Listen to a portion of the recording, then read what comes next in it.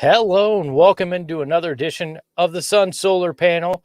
I am your host, Greg Esposito. Well, I'm your part-time host. Tim Tompkins isn't here. Along with me, as always, is Dave King. And since Tim's not here, we're not doing the fancy, Pod Save America kind of open here. We're just doing it the old-fashioned way. So, Dave, how are you today, man? I like how the old-fashioned open is just Greg doing all the talking. Well, I mean, that's the way everybody prefers it.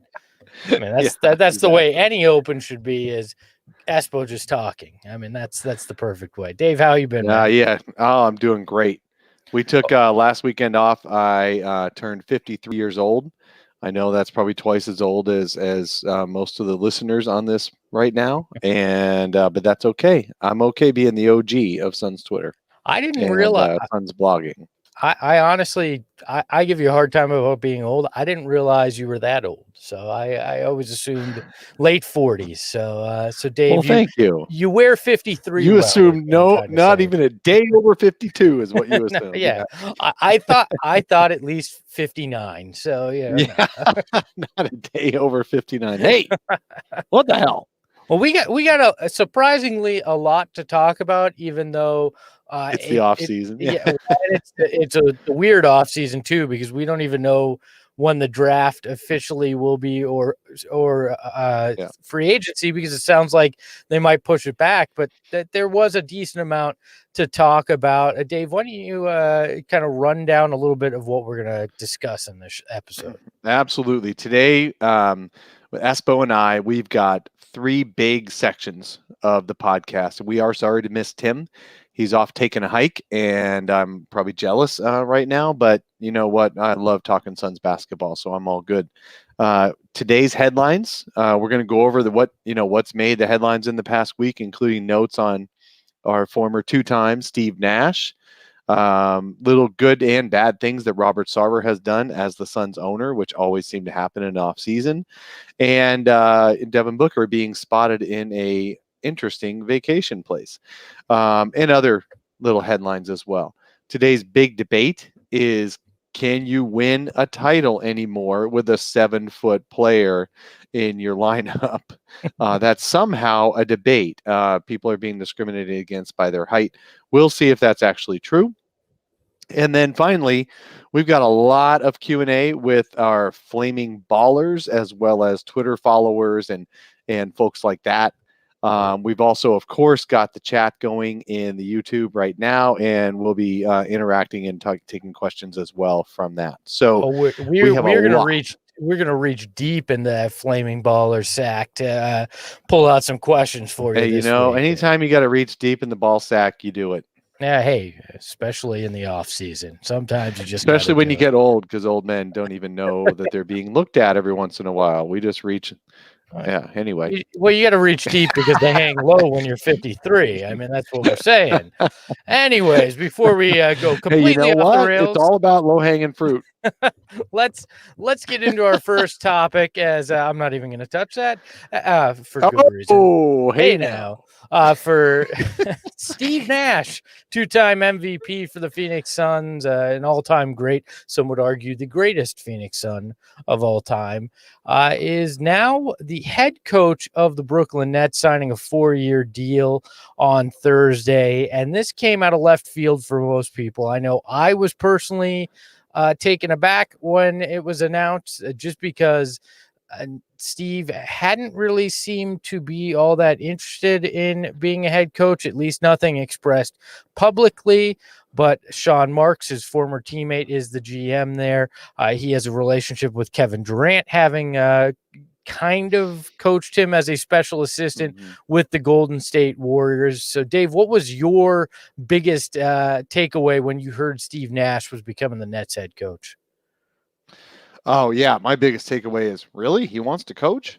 So definitely he had been at most, he was a general manager / consultant for Team Canada, never any full-time on-court coaching, and had also been a consultant with Golden State Warriors on shooting, but had not been a bench guy, had never put on a suit and sat on the bench in any capacity. So this will be interesting.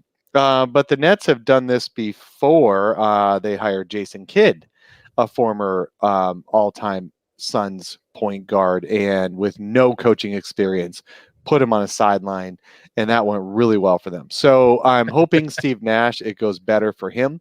Look, Steve, it's a question of whether you think a head coach, it's more important that a head coach has relationships with the players, with the front office, with people as human beings, or if you think it's more important that the head coach is great with X's and O's, because you've got a lot of in-game decisions to make, when to call timeouts, when not to, whether you really want to be like Mike D'Antoni and ignore your concussed player who's collapsing in front of you rather than calling timeout. For anybody who watched the Rockets game last night, I couldn't believe it. Daniel House was kind of wandering around for at least 2 possessions before they forced a timeout because he literally went to his knees. So that was a big digression. Do you want to be the kind of coach is all about relationships, or do you want to be the kind of coach? Do you like a kind of coach that is all about X's and O's? You have to be a little bit of both, don't you, to succeed, Greg? Yeah, I was surprised by this move because I always kind of thought if Nash was going to get involved, it would be running a front office, maybe a president of basketball operations kind of position where he could oversee relationships and kind of build a team, but not have to be involved in the day-to-day. We all know how important family is to Steve, and that's why he wanted to move, or when he left the Suns, he had basically requested to be traded to a California team so he could be near his family. So that surprised me, but I think Steve can succeed in this kind of a position because I of what definitely think he can succeed. And you know what? I feel like he is the least likely to guy to go out not on his terms. So if it doesn't work, he'll probably be one of the earliest ones to figure that out and quietly walk away. Could he be like a Steve Kerr? Oh yeah, for sure. He could be like a Steve Kerr. We don't know anything though. We don't know that he could be like a Steve Kerr, but that would be the ideal, right? The ideal would be that he can step right off the street and coach and do a good job. The most likely outcome is that he really needs a lot of help for a while. Now, the Suns have tried to bring in relationship first coaches who had never coached on a sideline before. We all know how it went for Lindsey Hunter and Earl Watson, right? Well, let's be fair. Lindsey Hunter wasn't a relationship first guy. The only relationship that mattered for Lindsey Hunter was he was boys with Lance Blanks. That was the relationship that mattered for Lindsey Hunter. Otherwise, that guy was good at burning bridges, but not relationship builder. But Earl Watson for sure was a relationship first guy. But the problem was he didn't have a roster that warranted that. He didn't have the coaching chops. Well, I think the Nets have the roster that warrants going with more of a relationship coach. KD, Kyrie, those are 2 big personalities, and you need a guy that can help manage those personalities as much as anything. And I'd probably say. Sorry to interrupt you, Greg. I'm just going to say Nash is smart. He'll rely on Jacques Vaughn. He'll build a coaching staff that he can rely on to fill in for the deficiencies that he may have as he's learning it. And quite frankly, the one thing he has to just not do is throw a cup of ice on the court thinking he's smarter than everybody, and he's already outdone Jason Kidd as the head coach of the Nets. So that's the biggest hurdle for him. One thing when it comes to this whole signing that I want to briefly touch on is the controversy that was in part sparked by Twitter and in part sparked by Stephen A. Smith that tried to look at this as a racial issue. And I understand we're in a time where this is a topic that is very much at the forefront of everybody's mind. And rightfully so. We should be looking at every aspect, but I do not feel like this was a case of racial white privilege like Stephen A. Smith tried to claim. What this is a matter of the NBA has a system of guys get to cut the line when they were a great player, and people assume that great players will become great coaches. Magic Johnson did the same exact thing when he became Lakers coach. He had no coaching experience. And hopefully it worked out better for Steve Jason Nash. Kidd. Yeah, Derek Jason Fisher. Kidd. Yeah, it's not It's black and mostly white. actually most common that people with zero coaching experience getting a head coaching job is a black guy. But so that particular part is not racist. Although I will say the only truth to this is that people hire who they're comfortable with. Yes. And it is more likely that a front office is manned by a white guy, and it is more likely that the ownership, almost exclusively, that the ownership is also of the white race. But I think that's the bigger problem. Doing that, that's the bigger problem. Not that Nash jumped the line. It's you hire people that you're very comfortable with, and I on that end, we're going to get into a little bit of a Robert Sarver section here, but I'll jump really quickly to this. Robert Sarver has hired Lance Blanks as a GM, and now he's hired James Jones as a GM. And he's gone through several black head coaches, including Alvin Gentry, Lindsey Hunter, and Earl Watson, who actually had no business coaching, but they actually, I think it was Earl Watson I know it was Earl Watson that was Robert Sarver's choice. And, but he also signed off on the Lindsey Hunter part. And now you've got Monty Williams and James Jones. And so if anyone's going to be a diversity independent or whatever you want to call it, I hate the color blind part because color exists. And for us to pretend that color doesn't exist is worse, is another kind of not racism, but whatever nicer version of that is. And Robert Sarver actually has gone out of his way to make sure that has nothing to do with it in the negative sense. So I got to give him credit for that. Yeah, if you want, obviously Dave and I are not the bastion of people that should be talking about this. It's probably not even the right word, but if you want quality perspectives from a few African American gentlemen that could really give you thoughts on it, go check out what Charles Barkley had to say on this on Inside the NBA the other night. Emmanuel Acho on FS1. They make the case and make it very well, and I don't think I'd ever be able to make it as well as they do. So go check those out if you want a more nuanced look at that. But one thing I want to bring up that came up in the chat was Steve Nash not coming to Phoenix to be a special assistant like he did in Golden State, and then becoming the Nets coach. Let's not act like Steve Nash ever spurned the Phoenix Suns. From what I know and what I remember from being with the team at the time, is what happened is they actually did approach Steve Nash to potentially be a special assistant or come be involved with the team.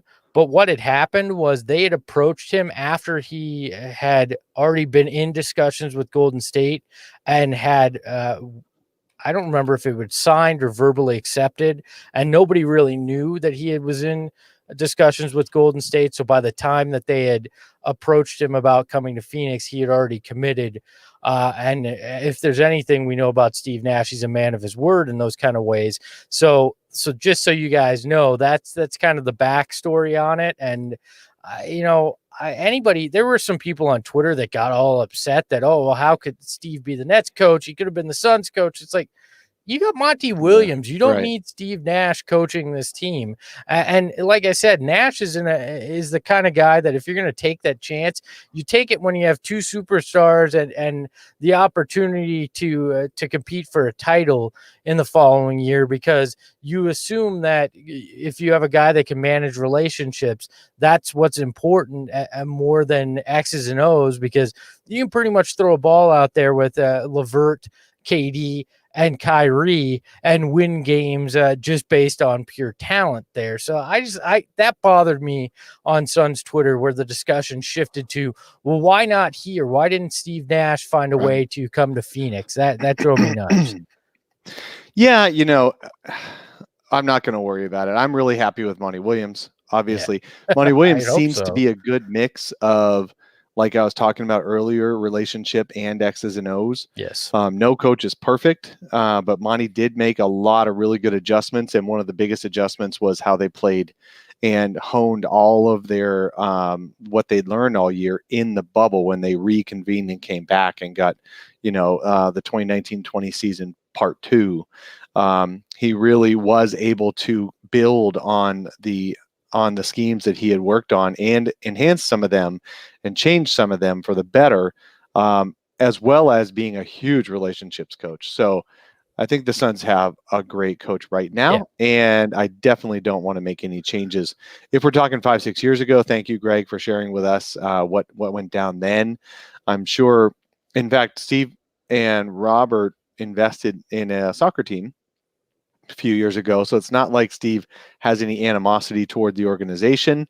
I know it's different between investing with somebody as a partner versus working for them, but I think it was just more circumstantial on the Steve part. Well, and look, there's a lot you can rip the Suns for as an organization. Robert Sarver is an owner, but this is just, you're stretching if you're trying to find a way to turn this into something against them, especially the people that were trying to act as if, they should have looked at a way to hire Steve Nash. So let's go further coach. into the Robert Sarver drum of black inkiness. Okay. First thing is, did you have any clue, Espo? Oh, you ass. Did you have any clue that Robert Sarver had threatened Earl Watson's job over using Rich Paul as an agent? Did that shock you? You mean that news that Dan Bickley supposedly broke about a week ago? Yeah, I think I remember saying that about a year ago on the show, and that is not a knock on Dan. I do recall us talking about it. It's more of a knock on the editor of Brightside, who apparently didn't read the article that went up on his site and give us credit before that. But yes, if you remember about, I think it was about a year ago, we had discussed and I had shared that I had multiple sources that confirmed that Robert Sarver had indeed told Earl Watson that he had to fire Rich Paul if he wanted to remain coach of the Suns, because Rich Paul was trying to orchestrate either a contract extension for Eric Bledsoe or a trade. Well, Eric had 2 years left on his deal because they thought they had leverage since the team had sat Bledsoe to tank, basically, and it turned into a complete just mess where Watson. Sarver did this without telling McDonough, so Watson has his job threatened. The general manager has no clue as Watson reaches out to him, and they're both just completely shocked by this, and so it's just a mess. And as we know, basically what winds up happening is Earl Watson kind of just shuts it down at that point, because he's not going to fire Rich Paul because the optics on that just aren't favorable. How many points did the Suns lose their first 3 games by? Oh, was that, what was 93. it? 30 plus in each of those games? No, one was only a 2-point loss to Lonzo Ball almost getting his first triple-double. But there was 2 40-plus point loss. So like 93 points. It set an NBA record for losing margin in your first 3 games of a season. So, Earl did set a record on his way out the door. Let's be clear. Threatening your head coach's job based on who he's chosen as an agent just days before the season, not a good move, especially when your point guard is already wanting out. And by the way, that's the other part. That's the thing, is you've got to have better people skills, and I'm hoping that James Jones and Monty Williams help long term with those people skills, because obviously Robert has negotiating problems with people who fight him too much, and Rich Paul is now extremely famous and was just growing that reputation as someone who plays hardball with the establishment, which they deserve. You deserve to get played hardball with if you're an NBA owner. You deserve it, and you have to be able to withstand that. Now maybe James Jones can be more of a go-between. I'm not saying that suddenly the Suns should sign all clutch guys. Don't. No. But what I am saying is Rich Paul laid a big foundation to piss off anyone who would be trying to negotiate with him, especially with Eric Bledsoe. First, he made, if you remember, the offseason of 2014, he made Bledsoe sit out the entire offseason until 2 days before training camp, leaving the Suns in limbo on who their point guard was going to be and how and what kind of mood he was going to be in just 3 years before that. And then they signed him to a 5-year contract. And just 2 off seasons later, Rich Paul's pushing for an extension that is like, well, why are we talking now about an extension? I remember Ryan McDonough just saying, of course, in one ear, out the other, both sides of the mouth, all that stuff. But Ryan McDonough was saying there's literally no reason for us to negotiate an extension with 2 full years left on the contract just because the CBA says it's possible. And and there must have been some strong arming going on there to really piss off Robert Sarver, not just a kind little, hey, can we talk about an extension? There must have been a little bit more harsh back and forth and threats back and forth on that. And as you saw, when it did go downhill, Eric Bledsoe completely tanked and didn't want to be here on his way out of town. Well, and now, if you look back, history is not kind to those guys. I mean, Rich Paul, obviously history is very kind to because of LeBron James, but Earl Watson has not been a coach in the NBA since, and he actually went back to school. And I don't even know what he's doing right now. But good guy, but not a great NBA coach. And then Eric Bledsoe, he just got lots of chances to show how he's not a playoff player. And Rich Paul did get him an extension, though. Good for Rich Paul.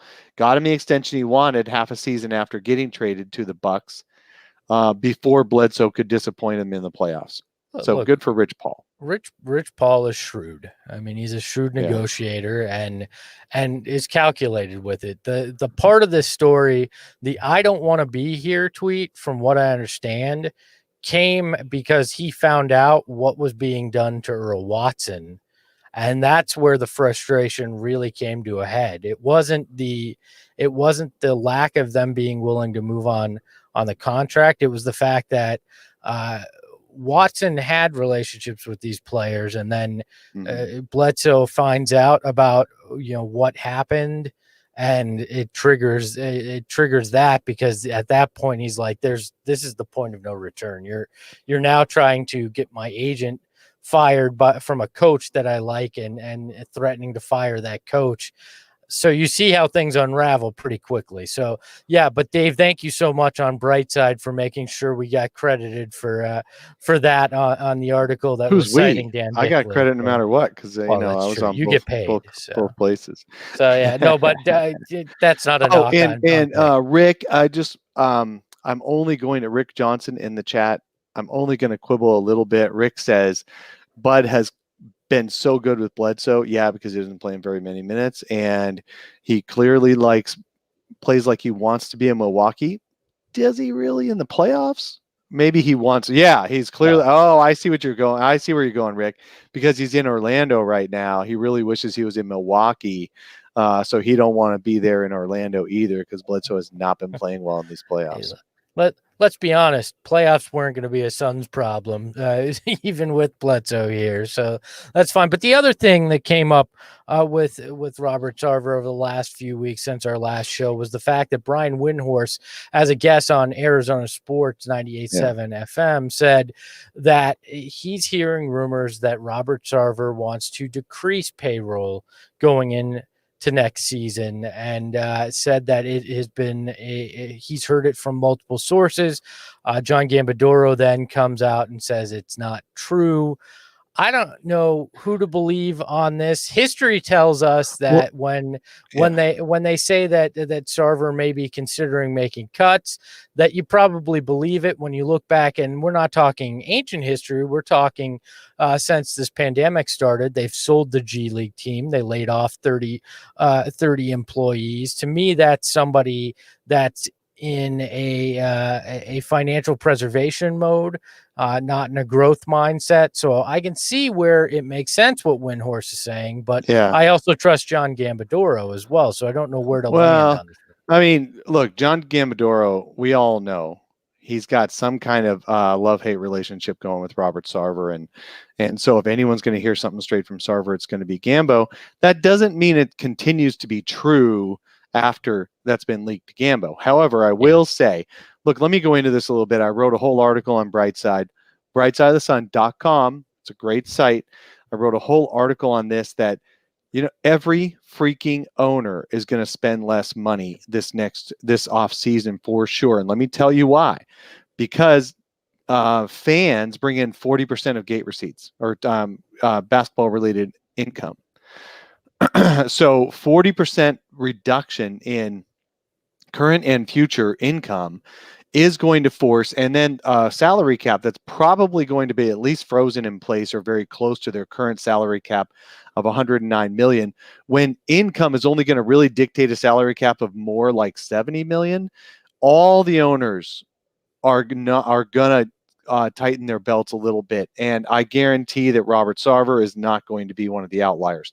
There might be 2 or 3 owners that say, "Hey, I don't care. I'm gonna pour money in where no one else is spending." But I swear to God, most of those owners are going to spend very little money this offseason. You're going to see a ton of one-year contracts signed by players. It'll be like I don't know if you guys follow it at all, and I only half followed it, but baseball offseason a few years ago when they put in a couple of new restrictions on cap, players sat around for months. The best MLB players sat around for months before they got good contracts. Only a few of them got the best ones, and the rest signed one-year deals and below market. So you're going to see a lot of below market sales this offseason or contracts this offseason. Will Robert Sarver gut the team to save money? Heck no. He's already got the youngest team roster in the league, and they're almost all on rookie contracts. No, there's nothing to gut. There's this team. You are very lucky, Suns fans. And I know it doesn't feel like that after 10 years of missing playoffs. I swear to God, I don't feel lucky either. However, think about this. If there's going to be a roster that Robert Sarver is going to pinch pennies on, it's going to be one that has almost no free agents and is almost all on rookie deals. So you're not going to get better contracts out there. I mean, he's got to make a couple of decisions on Campaign and Devon Carter. Well, those guys are minimums. So there's no less money he can spend. He's got to fill a roster. Don't worry about it. He's not going to trade Devin Booker. He wants to make the playoffs too. What's going to happen likely is that the NBA is going to delay the season as long as they possibly can to get the right mix of being able to play 82 games and have fans in the stands. So whether it's half full or 40% full or 30% full or whatever in the stands, NBA is going to wait until you can get some. And once they do that, then the owners will feel a little bit more comfortable. But this off season, they'll have to spend before we know if fans can be back in the stands. So every owner is going to be a little tight. All that means is you're not going to see the Suns trying to gather up every last penny to throw at Fred VanVleet. That's what it means. Look, I appreciate where you're coming from, Dave, and I understand the logic behind the owners have lost money because of the pandemic, and thus most owners literally half. Spending. I get that, but if supposedly Robert Sarver comes from a banking background and investing background, the time to invest is at the downturn because there's going to be a come up, right? There's a competitive advantage if you go into this offseason with the mindset that nobody else is going to spend. So if we do, we can get guys still at a cheaper price than they would have been in a regular market without the downturn, but we can add the pieces that we need moving forward. I think this is an offseason that you don't put the foot off the gas, you put it on, because you can find guys. You don't overpay for Fred VanVleet. No, I feel like Fred is going to get overpaid this offseason. He was just one example I just was using. You're not going to see the Suns. You're not going to see Robert Sarver paying more than a guy appears to be worth He's going to look for the great contracts. So he's going to wait. The Suns are, if the Suns sign anybody on day one, that's still going to be a pretty good deal. Now, let's look back at last summer. Ricky Rubio, they cleared some space and then they were able to sign Ricky Rubio, right? They made those 2 cash consideration trades and they were able to sign Rubio. Would they do that again? Yes, because Rubio, that was a good deal. I know some people said he was overpaid, but guess what? He's the 17th highest paid starting point guard in the league. Is he that 17th highest value starting point guard in the league? Absolutely.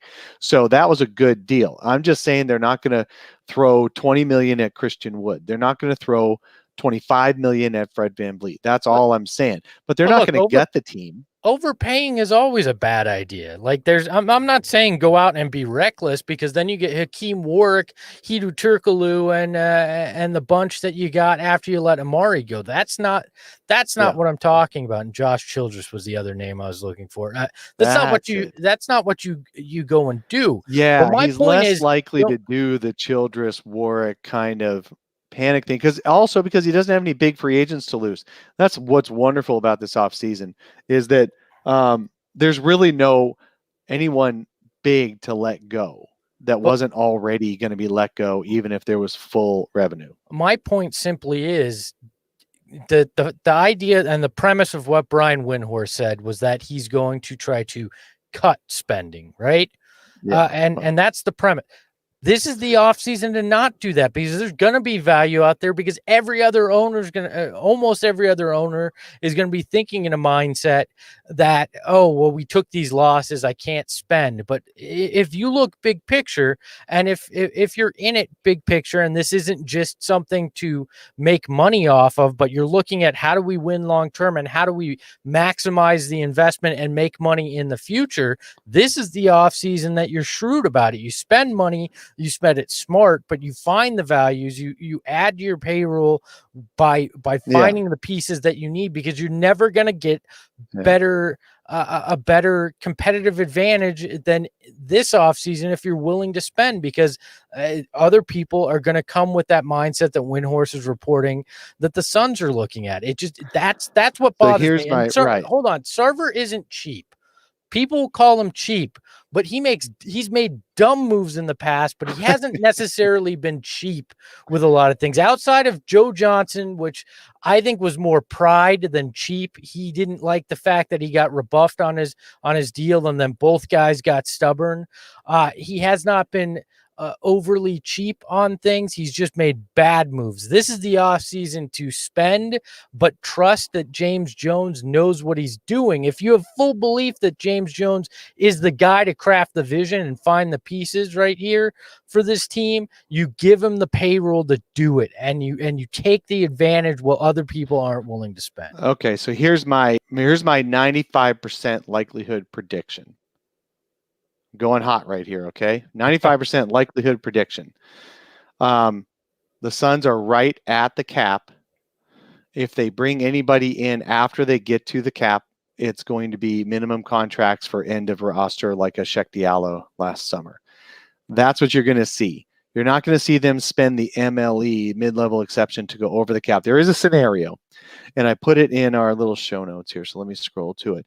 There is a scenario that Brendan and I wrote about earlier this week, that what can the Suns do reasonably to bring back most of the team and then add free agents, okay? So what you've got is the Suns could be as much as $20 million under the cap. Yeah. Assuming the cap, let's say this cap is a flat $109 million from last year. Okay. The Suns could be about $20 million under that, which will be about the 5th most free agent money to spend if all teams are going to spend their money. Okay. There are teams with a lot more. The Knicks have a lot more. The Hawks have a lot more, a couple of other teams, but the Suns will have 20-some million. All right. But they would have to get rid of all but 8 of their players to do it. They'd have to, let go all of Baines and Saric and all these guys and renounce them to be able to get that 20 million. Should they do that? No. So what they're most likely, a really good scenario, is that they bring back Javon Carter and Cameron Payne as their 3rd, 4th, 5th that kind of range guards in case they don't come back playing as well. They're both on minimum contracts, so you're not losing anything by bringing those guys back. They're about $2 million apiece. Then you bring in the number 10 pick or some financial equivalent to the number 10 pick. For example, last year they traded the number 6 pick to bring back Dario Saric and Cam Johnson with the 11, and that was basically a wash on money. Okay, so but the 10 are an equivalent in a trade, and you keep Saric on the qualifying offer to see what kind of offers he gets, and then you just sign him for something reasonable after nobody signs him to $10+ million a year, and then you bring him back as your backup 5. If you do that, that gives you 10 players under contract plus Dario's qualifying offer, so you've still got your rights to match anything if you want to, and that puts you, guess what that does? That puts you right at the cap. And right at the cap, you can spend the mid-level exception to go over the cap. Would the Suns spend the whole mid-level on a single player? Only if it was a huge, awesome deal. Not huge like price-wise deal, but huge value deal like the market is so depressed, nobody wants to spend money, and the Suns get a very good player. Yeah, they could do that. But I think it's likely that they just roll back most of last year's team and then bring in young guys to fill out the end of the roster. Which I am concerned if you just roll, and I'm probably going to get killed for this in the chat, but I'm concerned if you just bring back most of last year's roster for the simple fact that that team was on a path when you look at an 82 game season to be 30, maybe 35 to 40 win team. Well, they were on pace for 38 wins this year. And we're going to talk about this in a minute, but you can't completely discount the bubble. Everyone has good streaks. If you discount the 8-0 bubble, you have to discount an earlier 0-8 streak in December, which they're still basically almost a 500 team. Yeah, which concerns me. How much growth are you really going to see? I think you still need to add something to this mix to be where you want to be, and that is in playoff contention, with the chance the chance for these guys to grow by getting playoff experience. So it's going to be a really interesting offseason, as a local radio station likes to say about every offseason for every team. It's the biggest offseason in Phoenix Suns history. Not really, but it'll be interesting to see what they do to add to this mix. And I think they can make the playoffs without making any big changes. It depends on what they do with that number 10 pick. My assumption is they're going to turn the number 10 pick into either a guy who can play in the rotation this year, like a Cam Johnson and Mikal Bridges, or they're going to trade it for a young veteran who's in the 24, 25, 26-year-old range who can also play. Either way, they're going to add a rotation player with the equivalent of that number 10 pick. And depending on that rotation player, I think, the Suns could be good. Could be a playoff team next year.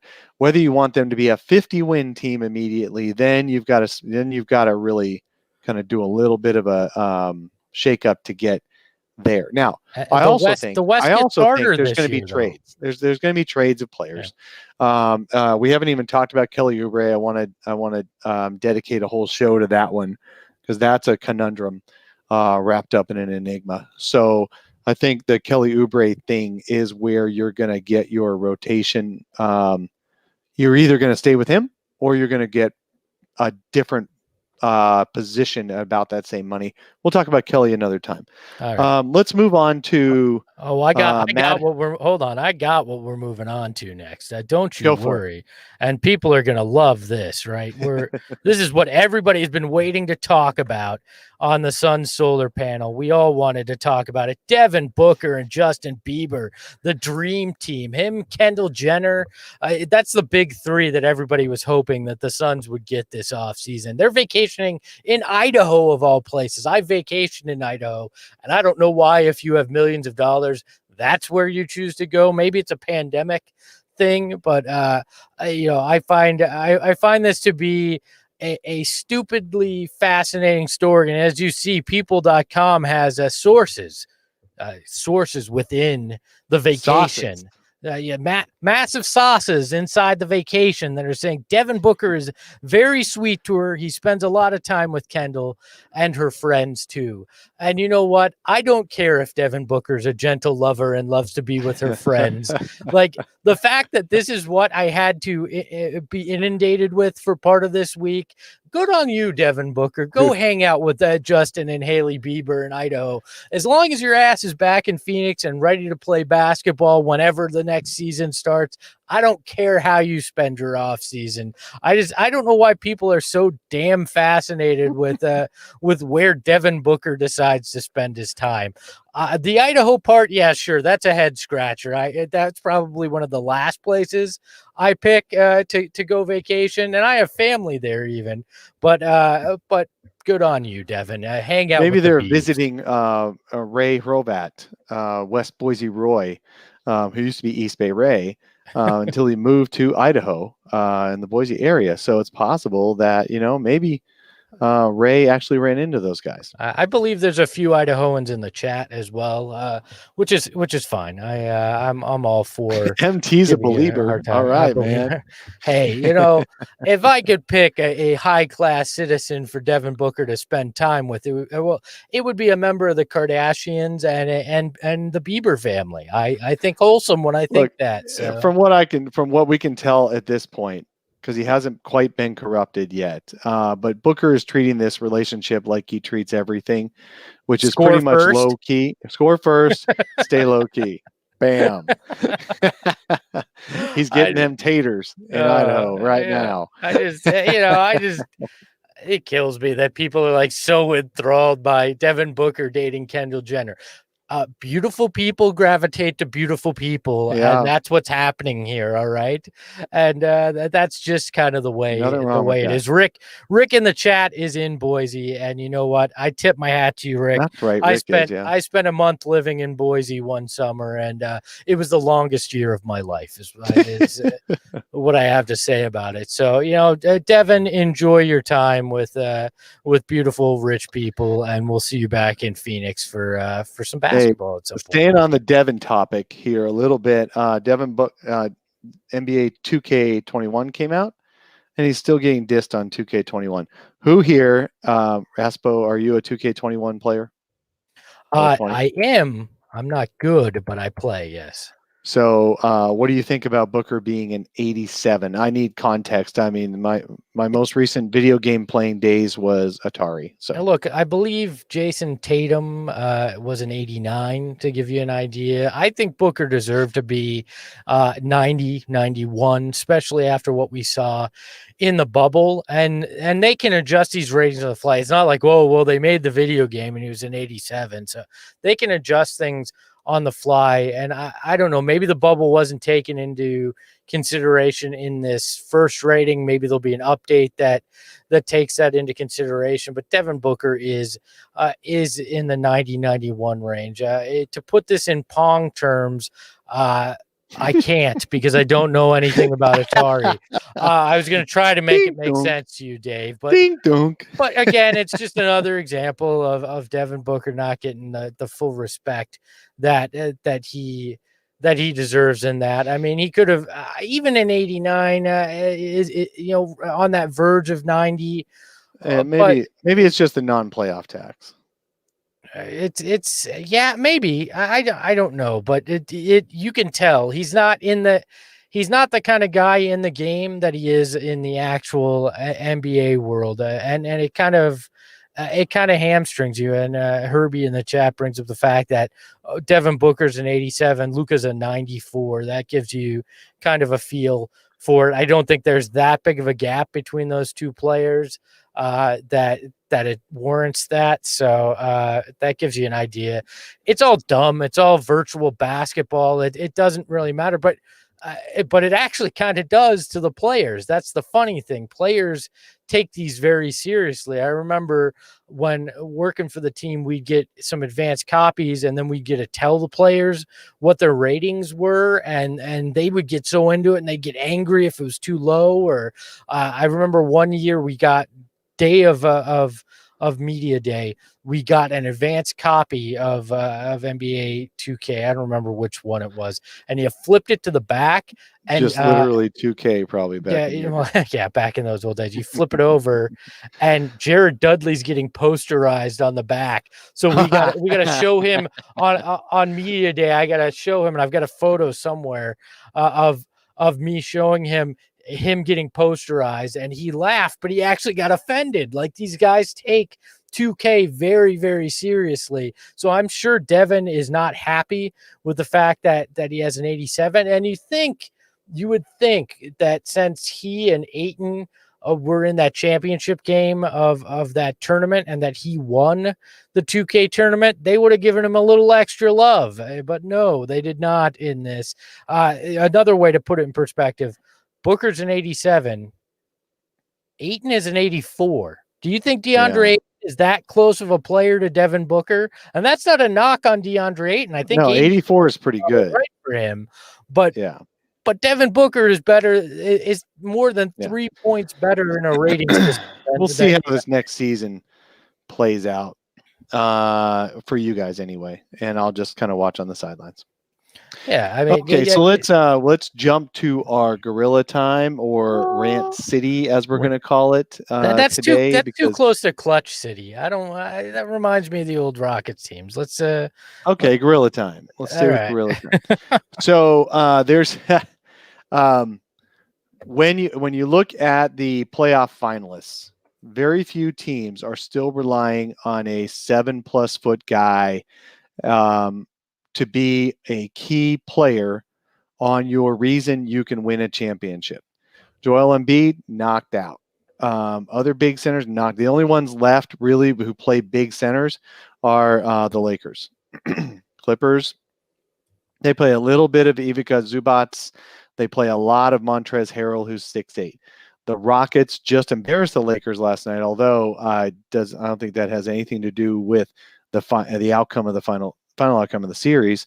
Then you've got the Celtics, who play Daniel Tice as their center, and they're doing pretty darn well. You got the Miami Heat, who play the 6'9" Bam Adebayo. Cam Adebayo. Then he'd be a son if he was Adebayo, who's extremely multi-talented and all that, but he's only about 6'9", and so he's under that 7 foot threshold.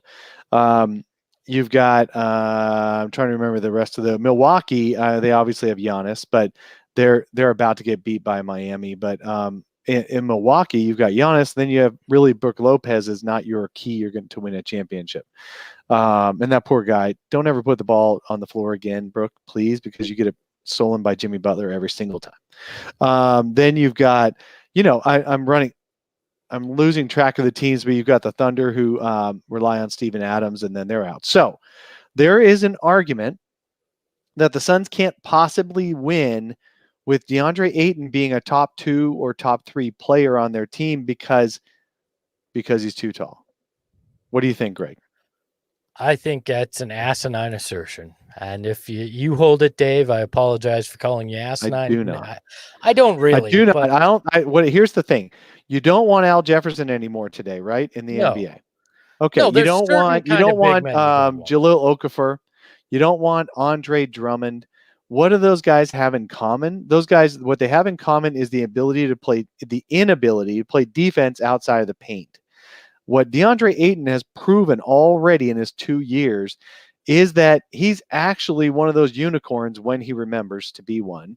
He's actually one of those unicorns who can defend anywhere. He can track you down from the perimeter and block your shot. He can stop you from driving by staying in front of you on the perimeter. He can block 3-pointers when he actually does it right instead of commit ticky-tack fouls on a guy who throws himself under his feet. He can also help defend at the rim and all that. I believe that DeAndre Ayton is closer in his actualization of himself, is closer to a Bam Adebayo than he is to an Ivica Zubac. Yeah, and look, you look at this, and the NBA goes in cycles in what's in fashion and what works, and up until Oh, the I'm sorry. Warriors. I'm sorry, Rick. I don't mean offensively. I'm sorry. I don't want to give anyone the impression I'm talking about Ayton and Bam are similar offensively. I'm not saying that at all. Bam is a incredible passer. Ayton is not. What I'm saying is defensively, the things they bring on defense, Ayton can never be played off the floor because of that. And then we just got to figure out what kind of offense he's great at. So Yeah, sorry, Greg, go back. that's fine. Well, I'm just saying the NBA is cyclical, right? A lot of trends come and go. Up until the Warriors, we wouldn't have. Nobody would have sat here and said just shooting threes is going to be what makes the difference. And even they played Andrew Bogut at center. They had a traditional big man for part of their run. Look, I think that we have had a run of not a lot of talented, hugely talented big men coming into the game, and it shifted things. But guys like Ayton, there's a style of 7-footer that can still have a major impact, and I think we're seeing DeAndre Ayton take the final steps into that kind of an evolution. He shot the three in Orlando, which was kind of that one of those pieces offensively that you felt he needed. He's proving defensively that he's smart enough to pick up on it, and he's become from year one to year two a huge jump in what he was able to do defensively for this team. So I think just looking at a height and saying this is not, you can't win this way in the NBA is a very myopic way. And I know these guys aren't it. doing it based on height, and they'll argue that's not why I say Ayton is blah blah. But it kind of is. You're deciding already because he's as big as he is, as tall as he is, that he cannot be a Bam type. It's like there is a little bit of size discrimination going on, whether it's conscious or not. Ayton's ability to slide and move and play defense is what separates him from other 7-footers out there that are getting played. And really, the Suns are not trying to post Ayton up. And I know that's a problem too, because these defenses are getting so big at defending things like that on post-ups. What Ayton's going to end up being is a guy who either scores at the rim or scores beyond the arc, and then only takes mid-rangers when it's either in the offense or low on the shot clock. That's what's going to happen. If you look, Nikola Jokic takes a ton of mid-range shots. And nobody complains about that because they're in the offense. He takes a ton.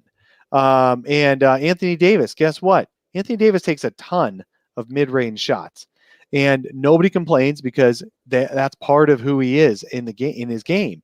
But he also gets to the rim. He also takes threes and all that. And that's what Ayton's got to do, is just round it out so the mid-rangers aren't such a pain in the ass to watch. Look, and I think the argument could be made if you're one guy, if you only have one real star and it's a 7-foot big man, that might be an argument you can make that you can't win. I mean, look at the 76ers without Ben Simmons in the playoffs. I think you can make that argument if everything you do is built around one 7-foot guy that's immensely talented and you don't have a lot of other talent, you're probably in trouble. But that's not the case here. Yeah, obviously Devin Booker is the number one main guy, and I think you can have one of your two or three stars on a team be a guy like an Ayton and still win. And maybe I'm being pie in the sky and hoping, because that's what we're. Well, and I don't even think it's an and and still win. Like they can carry him. I think Ayton can be a big reason. Here's another thing about Ayton that people have to get on board with, I think, is that he came into the league as potentially an empty calories guy, right? When he first came in, he got the rebounds, he got the points, but people only wanted to see him do the little things and play defense and block shots and be a rim protector and all that stuff. And then this year, he kind of turned into that. He turned into a guy who's more about what he brings, that doesn't hit the stat sheet while still hitting the stat sheet with all of his other stuff. And people, I think, are still stuck in the empty calories kind of thing. And while they argue and they know he's a good defender, it's like they forget about that when it's time to talk about his viability in today's NBA. He's not Andre Drummond. Yeah, it's selective memory. He's not a slow, empty calories center, and he's not a post up or die center. He's not. He's a little bit of everything, and even Zach Lowe said it. The key with Ayton going forward is what's he going to focus on to be really good at? And I trust Monty Williams to help Ayton figure that out. Oh, of course. I think Monty is the perfect guy to help him figure that out. And look, it's going to take one team with a talented big man to win a championship, and everybody's just going to be like, "Oh, well, the big man's back," and it's like, well, it never went away. It evolved. That's the problem. Like everybody's like, the center position's dead in the NBA. No, it's evolving, and certain types of big men don't fit the mold, and the slow plotting that makes sense. But DeAndre Ayton isn't one of those guys. You didn't draft, you didn't draft Jahlil Okafor. You didn't draft a guy that was from the 80s and early 90s in terms of centers. This isn't Luke Longley. This is a guy, or Bill Cartwright. This is a guy that you can go and succeed and have success with. So I think this is one of those. If you paint with a wide brush, you're going to come to the conclusion that anybody over 7 foot just can't succeed in the league anymore. And I think it's a lazy argument. All right, let's move to question time. Time. Big finish. Hold on. Flaming Ballers Q&A plus some questions from Twitter as well. Can you get the name of this segment right? It's the Flaming Ballers Sack. Let's reach deep into it. Questions. Flaming Ball Sack of questions. So it's like a mailbag kind of. Get it, guys? Anyways, let's look at this and pull up some questions. We had some of our subscribers on the YouTube channel, some of our Flaming Ballers who have actually paid to be part of the family, which we appreciate, guys. We know that you could spend to be part of a family. You could spend your money at taking trips with Kendall Jenner to Idaho. I mean, we know you could spend your money that way, but you choose to spend it with us, and we appreciate that. So one of the ways we thank you is by reading your questions in this section of the show. And first one comes from MT, who is active in the chat today too. MT, always appreciate you here. Wants to know, who's the Suns' second best player, Dave? Oh, it's definitely DeAndre Ayton for sure. Now, is he the guy who is actually, you could argue that Ricky Rubio was the second most important to the Suns winning games this year in his own quiet way. But I would say definitely DeAndre Ayton is the Suns' second best player. No question in my mind. I don't know if there was some previous statement that you made that brought that question up. I'm not sure. Oh, well, we did give Frank Kaminsky the highest grade. Frank is the best player on the Suns. Go re-rack that episode. Enjoy. For context, again, it was compared to expectations that Frank rated out the highest. We expected a lot of these other guys. By the way, definitely DeAndre Ayton is their second best player. Did I say someone different, MT, before? Please correct me if I said something different before. By the way, how conceited am I? I just called it an Esposode before I corrected myself and said episode. So I'm a douche is what that means. MT, his real question here, though, was a follow-up question. What do the Suns do with the bench this offseason? Keep developing the young players or make some moves and bring in some experience on the team? What are your thoughts there, Dave? What do I think they're going to do or should do? Why don't we do both? What do you think they should do, and then what do you think they'll actually do? Okay, so this is really interesting because Monty Williams, in one of his first post-game interviews, he was NBA Game Time, I think he was on, he said that they're at the point where they, and they already did it this past year with Ricky Rubio and Aaron Baines, they're at the point where they need to bring in a couple of older guys into smaller rotation spots to help shore up their deeper bench area. So you might see them, if they let Aaron Baines go, bring back another guy around like that.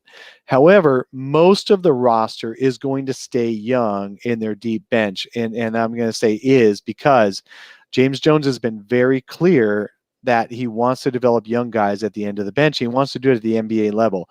They will still have their G League team for one more season. Jalen LeCue says thank you very much for that. Some questions. Are you 100% sure on that? Because I've heard questions because Detroit technically owns it now. I've heard the Yeah, I coaching don't know if staff the isn't Suns will have coming back total. in the Right, G right, League. right. It's possible that it'll stay. You're right. It might stay in Arizona, in the Phoenix area for a year, but the Suns may not run the roster. But that will, I'm guessing that or another G League. Remember before the Suns owned a G League team, they would just they would still have players that were their Yeah. players. They would just put them on different teams. Yeah, they'd send They'll them to the still Iowa happen. Energy, I Yeah, believe it was. exactly. There's still going to be some relationship where Jalen LeCue is going to be in the G League with on the Suns, on a contract with the Suns and playing in the G League next year. Don't worry. So will the Suns develop 11 through 15 on the roster? Will be very young guys. 100% sure of that. It's what do they do with 9 and 10 and spots 9 and 10 right now? That's basically campaign and Javon Carter. So that means what do you do with 6, 7, and 8? Well, you're going to have 1 or 2 30-year-olds in there. I think Monty is basically saying just to make sure that we develop the professionalism, which is what they did this year. I mean, right? you had Baines, you had Frank. I mean, you had older guys who had played the game. So that we saw it this year. Yeah, just if you they're going to keep Ricky obviously for next year. There's their one of their 30-year-olds, and they're going to have another one like an Aaron Baines if they let Aaron Baines go. All the rest will be like the main rotation guys will be just like this past year, 23 to 26 years old, and then the deep bench guys will be in the 22 to 21 range. Young guys that they're trying to develop. Like Ty Jerome will be among that group. Look, and I think that makes sense to go that route. What I'd love to see is, a couple guys added to this group, or whether it's shuffling the deck, where you get rid of Frank and Baines, you bring in guys, Frank and Baines, that are of a similar mindset, but a guy that I've seen, and when all of us have, if you've been watching the playoffs, that we know well here in Phoenix is PJ Tucker. And we always said, it's a shame that this guy is on such bad Suns teams, because if he was on a good Suns team with a good young core, he'd be the perfect kind of guy to show them the way and how to play and add that grit and toughness. I think that's the kind of guy they were missing this year, the kind of grit and toughness guy, that guy that we used to call PJ Tucker the garbage man, because he did the little things. He just got in the muck if he needed to. I think that's the kind of piece you got to find this offseason to add to that bench, is a guy that just does anything that needs to be done to get the win. And some people argue, well, Javon Carter's kind of the guy. He kind of is, but I want a guy who's got that experience, who's been through it a little bit, that to do this a little bit more. I want to see that type of guy wind up on this bench. And I don't have the name yet on who that guy is. And as we go I'll along, just throw this out. It would be not surprising if someone with the ilk of a Jeff Green is brought in. Not him necessarily, particularly, because I think he is a free agent after the season from the Rockets, but a guy who is just kind of a pro.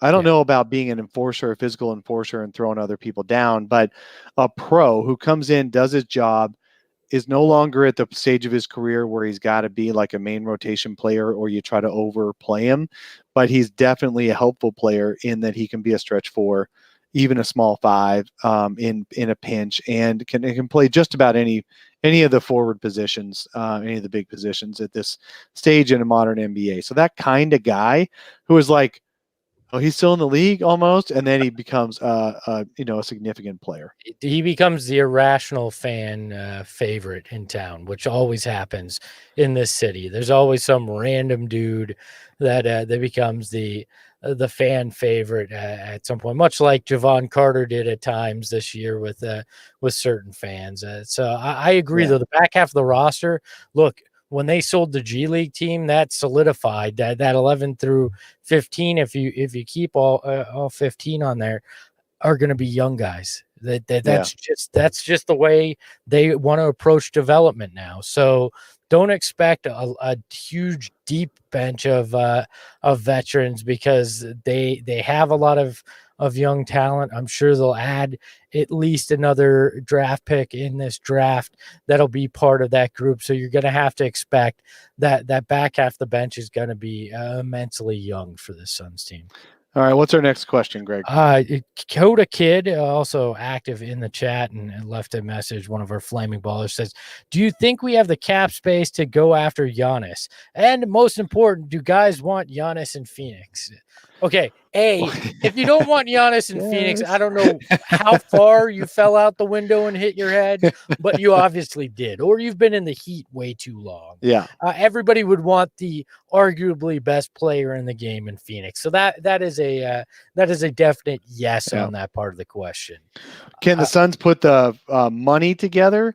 Sure, if they punt this entire offseason and really just go all young and 1-year contracts, they could put together enough to sign him. Yes. That would, I don't. But you're talking about cutting a ton of guys and being basically you're making this year extremely iffy on playoffs if you want to create the cap space that is available in the summer of 21. Look, if Giannis is leaving Milwaukee, the first step is he's going to get traded. They're not going to let, if there's any indication that he's gone, the Bucks will not let him leave by just walking away. So if you're really interested in Giannis, I think the thought should be, I think the thought should be, what could we trade if you're the Phoenix Suns front office to get Giannis, even on a 1-year trial? Like that's probably the mindset if you're thinking about it. I think that's even a pipe dream, but that's probably where you need to start, because the Bucks are not letting him walk. And with what's going on with the Bucks and Miami in the bubble right now, that timetable might be expedited. This may be the thing that pulls the pin for Giannis wanting to leave Milwaukee. It seems crazy based on where they were just a few months ago, but this is the kind of thing and the kind of embarrassment that's going on in that series that could lead a guy to go, look, I can't, this isn't going to happen in Milwaukee. I want out. And so that's where I'd start. I wouldn't be looking about how could you clear enough money to be a player in that free agency. I'd be thinking, what kind of assets are you legitimately willing to give up to try to pursue Giannis that would intrigue Milwaukee if it comes to that? All right, what's our next question? Let's move to some of the ones that you had from Twitter here, and all right. I got a couple from Twitter. I've got a Breath of Hope is a big Suns fan on Twitter. I don't know if I think he's got a Brightside handle, but I can't remember what that is. But anyway, he left me 4 questions, so I'm going to do rapid fire. I love the interest. Thank you for the questions, but we are already over an hour on this show, and I mean, I know you guys love it. But we're going to keep talking as long as we have to, for sure. But I'm going to go a little rapid fire. His first question is, along with the salary cap, it's too uncertain to know exactly what it will be, but will the Suns be in a better position than most teams? Yes, regardless. Now, assuming the cap, okay, look, let me put it this way. Most teams have already committed 2021 salary to almost the cap level, the current cap level. So there's no way the cap suddenly drops to like 70 million. So I expect the cap will stay even with what it is today at 109 million. If that's the case, the Suns will still have money to spend if they really want to clear, like I said earlier in the show, clear the decks of all but 8 players. They could get up to 20 million or so in cap space. And they will be among the handful of teams with that much space or more. Could you imagine if they did drop the cap to like 70 million, the chaos that would the ensue? the owners wouldn't allow it. Now there is I'll jump to his second question. Is amnesty being considered? Haha. That's interesting. There were some articles written that amnesty should be considered. Amnesty, if you guys remember, is any owner's ability to just cut a player and not owe him his salary, and No, he can always sign with somebody else. they still owe him the salary. Oh, It doesn't sorry. count against the cap. They still owe him the salary, but it doesn't count against the cap. And I think you can stretch it. Yes. Like there's still the waive and stretch. There's still the waive and stretch. But it does count against your cap. The amnesty, the only difference is waive and stretch where it doesn't. But that wasn't really to save owners money. That was to free up the ability to, do something else with your roster and even spend more. So I don't see the owners really doing that this off season unless it saves them money. Now, if the amnesty means they don't have to pay that salary, then we might be in business for the owner. But then the players would never agree with that. Yeah, the players union would freak out at the suggestion of that. All right. This next one's for you. No, sorry. The fourth one will be for you. The next one is what are the odds Sarver will operate over the cap under the tax line? Like I said, I think they might do the deal where they operate over the cap and then spend some or all of their MLE. But I think that's going to be on a value basis if players are taking lower than value contracts. And James Jones is going to have to do one hell of a job to sell why it's the right thing to do, which I don't I don't doubt that he could. He's going to have to sell why it's the right vision for it to happen. Yeah. So I think Breath of Hope, I kind of answer your questions throughout the show, and I just recapped them quickly here. The fourth question, this is for you, Espo. Oh, God. Would James Jones, if he signed Fred, so say the Suns decide to go ahead and sign Fred VanVleet, all right? Yes. Would James Jones keep Ricky Rubio or trade Ricky Rubio? I think you keep him because then you have flexibility and your first and second unit, unless you got some deal that was just too good to pass up. I think he definitely listened to offers for Ricky, but I don't think he'd feel he had to get rid of him because Rubio's deal is only a 3-year deal. You're not committed long-term. I think you're in a better position to have 2 really good point guards than one. I think we've learned that lesson, and it's definitely better than 0, which is what they've had up until this season for a while. So I think it would have to be the right move to move Ricky, even if they sign Fred VanVleet, because they offer different things to the team. All right. My last Twitter question is Mbappe for MVP. On Twitter, he left a question. Should the Suns position themselves for 2021 and the Giannis sweepstakes? We kind of went into that a little bit. The should is yes. The probably will is no. The Suns they would have to really position this team to be a mercenary team this next season to clear enough space to be able to sign Giannis next summer. Basically, rolling the dice and punting, and the Suns are done with that. I think the Suns are more interested in making this year's playoffs than they are having enough space for Giannis in the summer next year. Look, you can't sacrifice an entire season, especially not after having done it in recent memory. This team has the opportunity to build on momentum from Orlando, from what they did earlier in the season. And you just can't take a step backwards when this was supposed to be that last step before you were trying to contend for a playoff spot. So I feel like you almost have to be all in going into this season and say, look, we are going to give Devin Booker all the support we can get. We're going to put DeAndre Ayton in a position to succeed. We believe we can make the playoffs this year. If you're in any other mindset than that, it's a disservice to your fan base. It's a disservice to these young guys like Devin Booker that have worked so hard. And it's a disservice to Monty Williams, who looked at you and said, I want to come here and help build something over going to the Lakers. I think that's giving him kind of the middle finger as well if you punt a full season. All right. Any other questions you've got? No, I think we are good, and I think that we went way over what I expected. We did. We're good at ranting. I'm gonna be in some big trouble with the misses, and it shows you what happens to us when we don't have our point guard Tim Tompkins, who's wandering the Florida. I don't know, where do you go hiking in Florida? Do you just like the swamplands? Like it must be down into swamps instead of up a mountain. It's got to be. Yeah. We don't know if he'll be back because he may have encountered an alligator or a crocodile or whatever the hell's in Anaconda. Florida. Yeah. I'm not even going to go anywhere else where I could go with Florida stereotypes. So for Dave King, Florida man hikes and never comes back. Yeah. Florida man, alligator dinner. Anyways, for Tim Tompkins, we guess, and Dave King, I'm Greg Esposito. Thanks for joining us here on the Sun Solar Panel, and we'll talk to you next time.